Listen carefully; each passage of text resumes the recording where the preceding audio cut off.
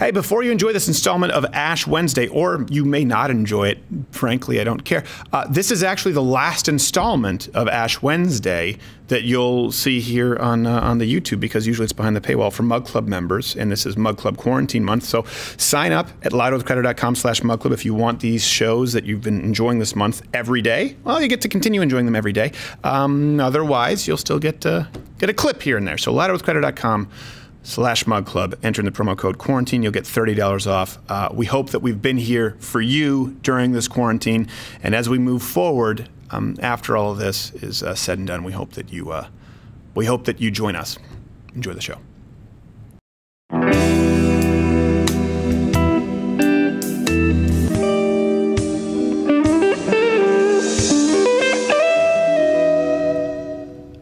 There's nothing I love more. Small miracles. Than that intro song. Every time I'm singing it really in my head, in my heart, with my hips, all of it. Well, you just sang it out loud. That's the small miracle. It's that our mics were turned off. I know. But see, here's the thing.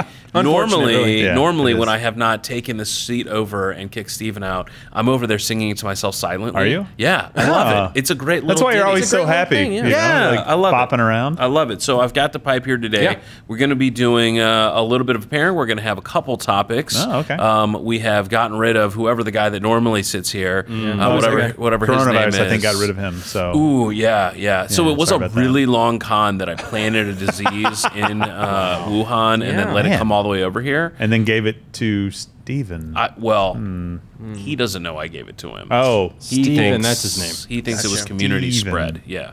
So, all right, tell me, do we have a pairing? We have a pairing. Okay. It is from Mr. Brodigan. Oh. Yeah. Four Roses single barrel with an American Rebel Habano Robusto. Wow. Okay, that sounds pretty great. You know, I'm going to tell you. I have no idea whether that's a real cigar. It sounds like someone just picked out 4 words in a cigar random generator name thing. It is a cigar. But Four Roses single barrel is excellent. So Legit. Four Roses, the regular, the single barrel, everything they make is really, really good and a great value. And a lot of people are looking for bourbon these days, and they're like, oh, well, you know, I'm going to try and get Eagle Rare, or, you know, Steven likes Wild Turkey, and, you know, it's for the value. No, they're really good. Don't get me wrong. I know people are like, Eagle Rare. It's the best. It is really good. Right. But now you've got Four Roses. Excellent stuff. So let's jump right into our first topic. Okay. First topic is, what was the last book you finished, and what are you reading now? Where do we want to start on that? Ooh, all right. So we know Gerald can't read. Oh, come on. Quarter Black. Hooked on Phonics worked for me. Oh, excellent. Yeah. How do you say a silent Q? Good work. Yes, wow. Hey, he passed the test. Amazing. He's hooked on it. I thought I was going to get him. Nope. Okay. So we're going to go best to worst here on books. Well, that's definitely Wade. We're going to start with Audio Wade. Okay. Audio Wade, purveyor of the English language. What are you reading right now? Yeah, right now I'm reading Dracula. Oh, it's nice. my first time reading it. I'd never gotten into it. But it's so... one thing that I've really picked up on is how well paced it is. A lot of times when you go back to a lot of classics, you sort of... They don't have the same kind of like end on a question kind of chapter structure and that kind of thing, but it's so well structured and so well written. It's written from all these different perspectives, and it's like basically a bunch of journals and so it's written with the structure of being a collection of journals at the end of this kind of saga that happens. And so it's been really, really good. It doesn't at all feel like there's sometimes when you read a classic, you can feel like you're having to traverse like a river every time. So it's I have to read 10 or 12 pages in order to even get into this. To get a chapter of good. But this one, tone wise, I've also been really struck by how Christian the book is. I hadn't really thought about it before. It was actually recommended by Doug TeNapel, a friend of Mr. Garrett's here, and he had told me that just really. Yeah, I don't want to sort of. I mean, obviously, it's. You can just spoiler alert. You've already done it. I mean, it's too late. Turns out he's just a sock puppet. Is that the end of it, or you know, it's a mosquito? Yeah, really, just a lot. There's a lot of religious imagery in there that I wasn't expecting, and it was a real treat. Yeah. You know, this reminds me of something people often talk about.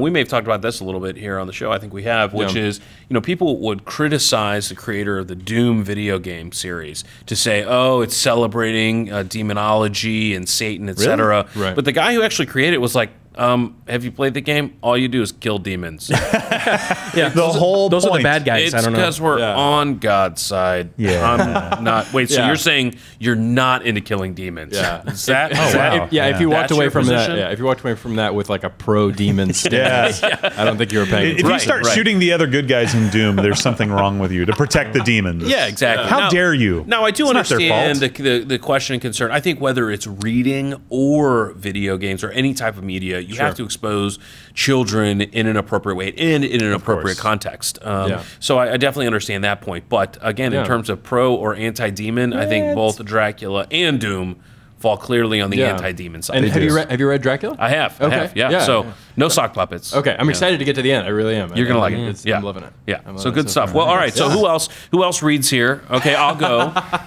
So Wow. the last book that I finished was 21 Rules for the 21st Century by Yuval Noah Harari. Ooh, yeah. He has 3 books that deal kind of with the beginning of humanity. It's called Sapiens, and then he has a couple other books as well. But this one talks about a lot of really important things that are affecting the world right now and have been affecting us recently, including the rise of biotechnology and AI, and kind of how is the world going to deal with it. And I really found it to be not just your page turner is the imagery, like every page is a new idea. Paragraph to paragraph is new and interesting ideas about how we will think about the time in which we currently live. Because people will say, oh, you ask a question, oh, how many years from now will it be until a vehicle is deciding whether or not to kill a human being or not? Yeah. People will say, oh, 1 year, 5 years, 10 years. Some idiots will say 20 years. But it's actually already happened. It happened in Homicidal. 2019. Yeah. A vehicle chose to kill its own occupant rather than go on a sidewalk to avoid a collision where it would have hit some other people. And so we're already in this world, and it's talking about, what are we going to do when we have a class of individuals who are not trainable to keep up with the changes in technology, and how will we deal with that? So it's a really fascinating book. yeah. I've only kind of more recently gotten into a lot of nonfiction books and a lot of things that are more forward-looking. I don't know, it's probably because I'm old. Yeah. Gerald, how long have Very. you been reading boring books? I reject the premise, sir.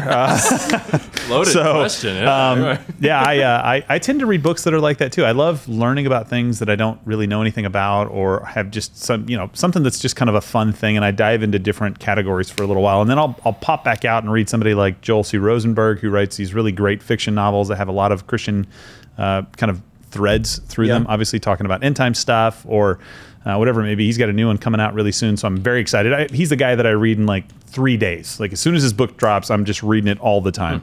But recently I read The Problem with Socialism, which was a fantastic book. And it's like, if you needed examples of why socialism sucks, this gives you great ones, but you shouldn't need them. I mean, it's pretty obvious why it sucks. Yeah. But this one gave you a lot of great information on why socialism doesn't work for people, not just on the economic side, but what it does to you as a person. And so that was really good. Yeah. Do you remember the author name? The author, I've got it on my phone. Sorry, I don't remember all these things. Thomas DiLorenzo, which that was a lot of fun. So is there any counterpoints in there? Are there like any moments where like, socialism is great, but only if you were at the very top of the food chain? Well, it does make the case Russian of hookers. Well, it doesn't just make the case that socialism is bad. Like it talks to you about what socialism does, and almost in some ways lets you kind of go, okay, well, do I want that or do I not want that? But then says, well, these are the consequences of doing that, and you do walk away kind of knowing, okay, well, if socialism happens, I need to be at the top. So it's like a multi-level marketing scheme is good as long as you're at the top. You're fine. If you're somebody else down on one of those leg things that they talk about, it sucks. And then the next one, so it kind of follows right in this one, is called Wealth and Poverty by George Gilder, which is it's a new edition for the 21st century. So there's some updating to it. And it's great, like fundamental economic principles, but also talking about some of the current things that we've seen. So I'm in a financial kick right now for some reason. George Gilder also has a great book called Life After Google. Yes, I read that too. That's where I came across this one. Top notch. Really, really good stuff. It was Life After Google, and he did one more that was like a Life After thing. I can't remember what it was. Life After Television. Television was the earlier one, right? So essentially he basically predicted the move of entertainment and news away from TV and back on and onto the internet. Oh, wow. So fascinating stuff. Yeah, wow. George Gilder is top notch. So where's it going after that? Life After AI. Life After Google. Yeah. So basically, what he predicts is that they'll move away. Spoiler alert. Very much so. If you want to read the book. Yeah, he predicts that companies will move away from the free service but paid advertising model. So like interruption ads.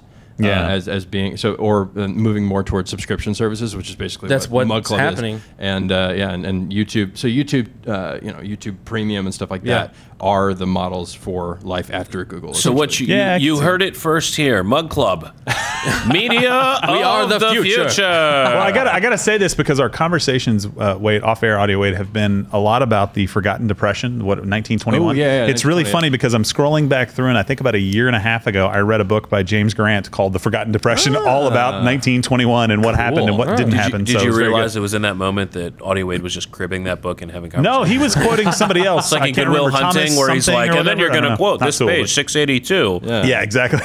The Commonwealth of you're just Virginia, gonna say that. agrarians. Nice. Yeah? Is that it? No, it's Which not one it of you at had the all. apples?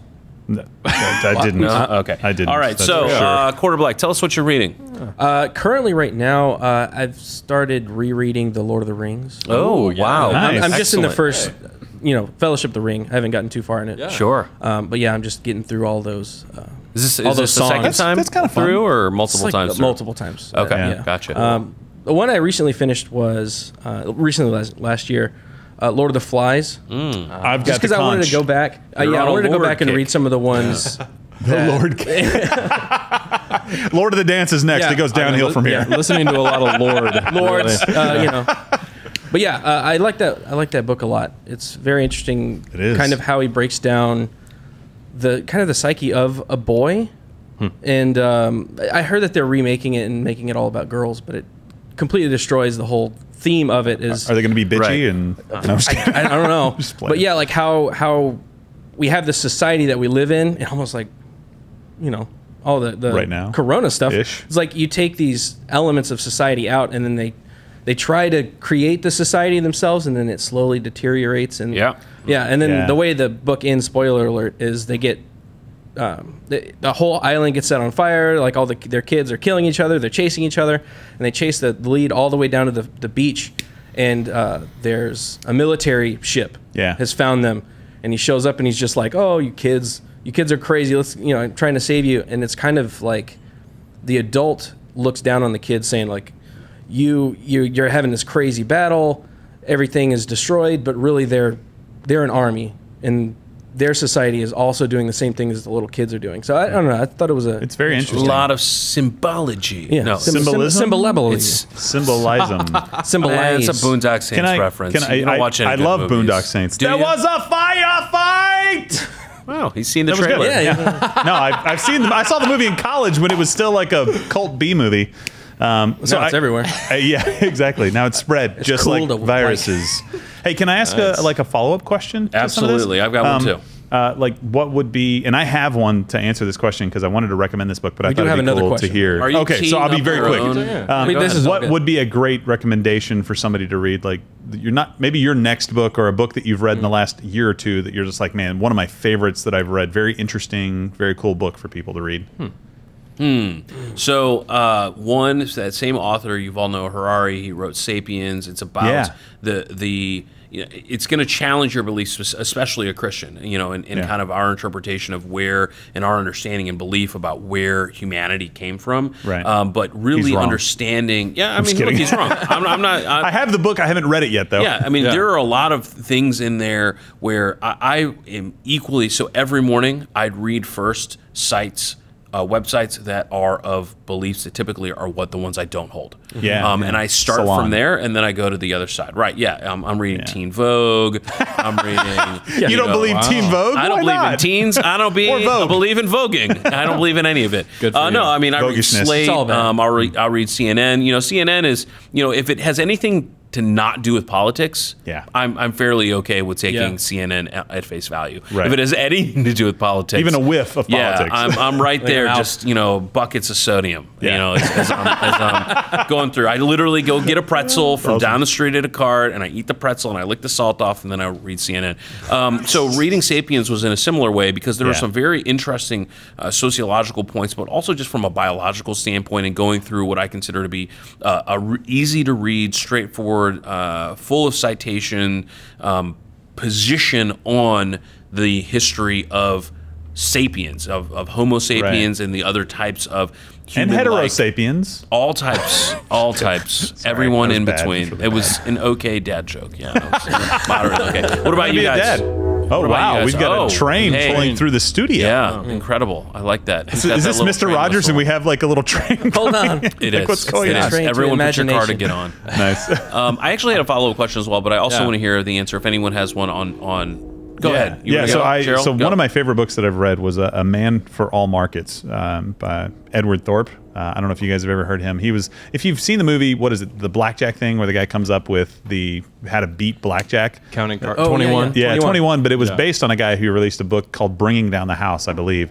And I believe that was Edward story. Thorp who did that. And just like phenomenally gifted person when it came to numbers and the markets and everything else. And so it follows his life doing all these, like that would have been good enough. Like you could just sit back the rest of your life and be like, I beat blackjack. Yeah. You know, Yeah. like I brought down the best game in Vegas. I'm done. And he just kept going from there, and he went up from there and the things that he did. But he also, it didn't have that kind of circle what, back he where he Pac-Man? fails and it's horrible and like he ended up losing his family and you know his house blows up, or none of that happened. And so you're like, oh, it's kind of a happier ending. Like he kind of went off into the sunset doing this the rest of his life, and it walks you through all the stuff he did. Right. Really interesting, very cool book. How come you didn't say spoiler alerts? I didn't. Wow, it's I didn't. terrible. I know. You're a terrible I person. know. I'm just realizing it now. Okay, On air. Let me ask an alternative question. Thank you for that recommendation, Edward Thorp.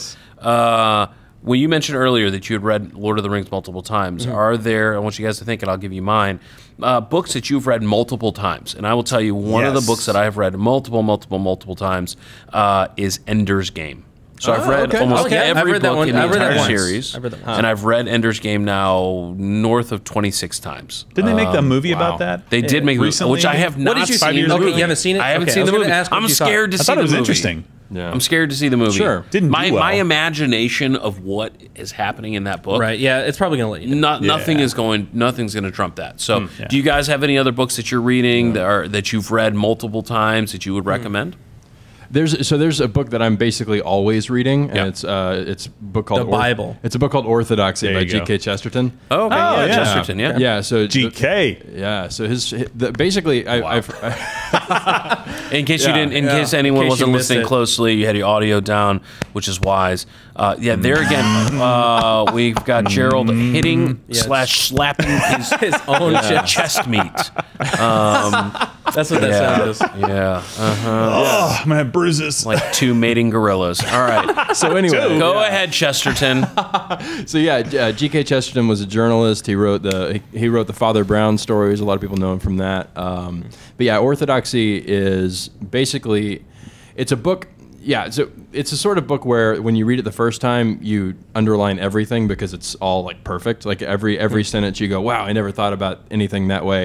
And then you go back to it later and you don't remember any of it because everything was so brilliant that it basically just like washes over you and you forget all about it. Right. So it's the sort of thing that you have to reread. And I've found that with Chesterton a lot. But yeah, I'm pretty much always reading that one or always listening to it. It's one of my favorite books ever. Wow, amazing! I'm Love gonna that have to one. go get it. I love it. Excellent. All right, so we do have another topic, so we're going to move on to that one. And our next topic is if you could only listen to 2 albums for the rest of your very whole short life. coronavirus life, what really hope would people are those dying out next there. couple 2 weeks. albums be? Ooh, Gerald. I know. All right, so Def Leppard, Pyromania. Nice. Okay. Pretty good one. They have, I mean, like 5 or 6 of their best songs were on that one. Yeah, So, yeah. Very, very good. And then I don't think, and somebody correct me if I'm wrong, I don't think Coldplay has like a greatest hits album that I know of. I I'm would do that. sure- If that was out, I would do that. Maybe they do, and I just have never seen it. But if not, I would pick Rush of Blood to the Head. Someone's got some like mixed USB out there with all the. Well, I've goodness. for made sure, yeah. one, but I'm saying Off of like LimeWire? mass marketed. So they would be those 2. Coldplay is like, you know, I got my 80s stuff, which for some reason I love, even though I didn't love it when I was, you know, in the 80s. Yeah. I went back and started liking it, so it's kind of funny. He And then I got learned Coldplay, so. to like it. And Coldplay, as we know, is the greatest rock band in the world. As the movie yesterday said, it's not Coldplay. It's not Fix You. Settle down. Ladies and gentlemen, Settle down. in an effort to contain the Coldplay virus, I will be locking the doors and burning this entire studio to the ground. Yeah. Yeah, it's probably safe. We'll take Thank precautions. you, and God save the Queen. Yeah. Gerald, seriously, you have Greatest acquitted band in yourself history. terribly here. Okay, if they're not, They're not on the horrible, list of the but, top like, 10 greatest bands in history, not good. what criteria are you using? Good criteria. Oh, jeez. Real I get if you don't criteria. like them, and that's fine. But I don't like the Beatles, look, and I know they're a top 10 band in history. Okay, Right. Look, I'm going to tell you, I'm not Gerald, comparing the I two have either. terrible taste in everything, but I have better taste. At least you know Coldplay. Okay. Their all first right. album's pretty good. I don't hate I'm not music, saying they're a bad but band. when I I'm do, saying- I hate Coldplay. Okay, look, and in fairness, this is your own personal hell that you have to live in the rest of your life by This is picking true. these two albums. So I mean, Nickelback. if that's what Oh you gosh, choose- no! What the hell's the matter with you? There's Hey, worse. hey! There are worse If things. the choices are between cutting yourself and listening to Nickelback, I'm Cutting. gonna probably cut myself. Yeah, But some people might choose Nickelback instead, right? I'm gonna end it. They'll choose Nickelback and then cut themselves. There's no sweet without the sour. Nickelback is the sour. All right, Audio Wave, 2 albums. So Racist. It's hard to narrow it down to 2. If I had to, That literally is the that premise is of the the question. question. You do. Yeah. You You're do right. have to. Were you yeah, listening? I have to. Okay. I have to. So I probably Paul Simon's Graceland. I think that's got to be number 1. Okay. And then maybe it would either be Another Side of Bob Dylan, one of the early Bob Dylan records, and Jackson Brown. Late for the Sky. I don't know. It's like that's kind of my stuff. So it would be really hard to choose between those 3, but something like that. You're a sweet guy. We're gonna let you have 3. Ah. Thank You've you, earned it. Bill. You've earned Thank it. you You've so earned much. it. In this fictional universe, you have get 3. earned You get a 3. 3rd album. All right. so nice of you. Quarter Black, tell us all about your 2. As everybody knows, I love Coheed and Cambria. So Yeah, I was about to In say. Keeping Secrets of Silent Earth 3 is one of my picks. Okay. And my second would be, I can't remember the name. I think it's Texas Flood by Stevie Ray Vaughan. I know they have the song, but I think the whole album was named that. If not, just the greatest hits of Stevie Ray Vaughan. No rap. I'm interested. I'm curious. Gerald, I every time I think there's no way that Gerald could become more racist, then all of a sudden I imagine that There's a 25% chance. I like I Childish just Gambino. That's a imagine good that little album, music that newest one. video where I can't even remember what the song is now, but That's I think okay, it's Lil don't worry. Jon, where it's a dancing Asian guy, and then he's humping the air so hard he slams through the ground, and the whole video is like people dancing even more and slamming through more floors of this apartment building, down and down and down and down and down, and that's you It is. on racism. It is. Okay. It is. So Stop okay. being me. Yeah. If I could only listen to 2 albums with my terrible taste, Tupac. the first one would be a little cheating here. Creedence Clearwater, Okay. greatest hits. Greatest All right. hits is still That's fine. They have a greatest hits. It's It's an a really. album. It was offered. Yeah. It was real. It wasn't a mixtape. Yeah. I like it. Right. There are so Mixtape. many songs that every time they come They're good. on, I think, Yeah.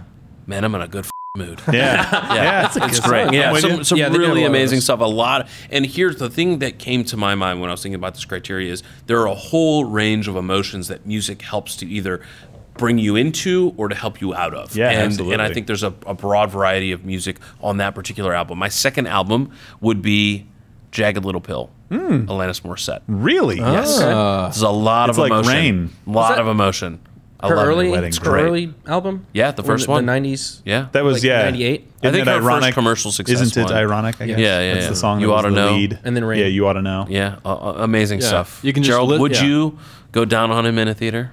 Whoa. Wait, what? No. That's one of the lyrics. I Oh my would gosh, not. you guys are terrible. I knew it. I knew the lyric. Terrible. But I chose Yeah. not to. Okay, so participate. here's sub question. So when Sub-question I one. was Sub-question in one. college, I worked at a company that was in the firearms industry, and I had a Okay. gentleman who I worked for in a particular department who told me he had It's been very given. vague, all of this. A particular company and a gentleman in a particular department. I'm just going to let it ride, aren't you? So he, I had a Touche. lot of respect for him, and I thought he had really good focus at work, et cetera. And I just asked him, I was like, hey, like, what are you always listening to every day? Are you like listening to certain music? Yeah. And he said, I'm listening to this one album called December, and it's just instrumental Christmas and hymn music from the kind of winter holidays and Christmas holidays. Yeah. And he's like, here, let me give you a copy. And I still have the same copy that he gave me, though I've now downloaded to put it on my phone. But whenever I need to like crank out work, I put on this instrumental Christmas music all year round, and I just get in the zone. The zone. Like if I had a montage, instead of Eye of the Tiger, it would be this December album. Well, but that's the thing. Like sometimes you need your brain. Like classical music is a great thing to work to. For me, it's Coldplay. I used to listen to Coldplay. No lie, Counting Cash, because I used to run a racetrack up in Ohio, and I would count $20,000 to $30,000, and it would take like 7 or 8 hours to allocate it to the right places. Drug money is what it sounds like, I know. But I would listen to Coldplay, and so now when I listen to it, it doesn't distract me at all. I can do whatever work or whatever focus that I need to. So that's my version of yours. Yeah. I will say though, Gerald, as a lawyer, I'm not your lawyer, but I would recommend that you not talk about your money laundering. I deposited it. I filled out all the paperwork. I walked into a bank one time with $100,000 in a duffel bag, and they're like, "Can you come around the counter, please?" I could have been hit like easily and the money taken from me. Okay, let me grab a pen. What racetrack was this? I was a part owner of Lorain County Speedway up in Ohio right out of college. It was a 3/8 mile asphalt, high banked racetrack, NASCAR sanctioned, one of 100 in the country. Yeah, did you race? I didn't race, but I jumped in a car every once in a while just for fun when the track was Gotcha. You were the Belichick, not the Brady. I did, yes, exactly. But I did compete in a demolition derby, which was all kinds of fun. Wow. That was fun. Yes. We won. Our team won. Yeah. I want to do that. Incredible. I like it. Well, so those are our topics for the day. Yeah. Super excited to hear all the different comments we could have from people. So go ahead and post at @SCrowder. Tell us about your albums that you're listening to, and if you had only 2 that you could listen to, go ahead and tell us all here at the show. Tell Stephen what those are, and if you have any great books that you want your fellow Mug Clubbers and other fans of Louder with Crowder to listen to or read, whether you're doing Audible or the old paperback, go ahead and post those as well, and we'll see you next time.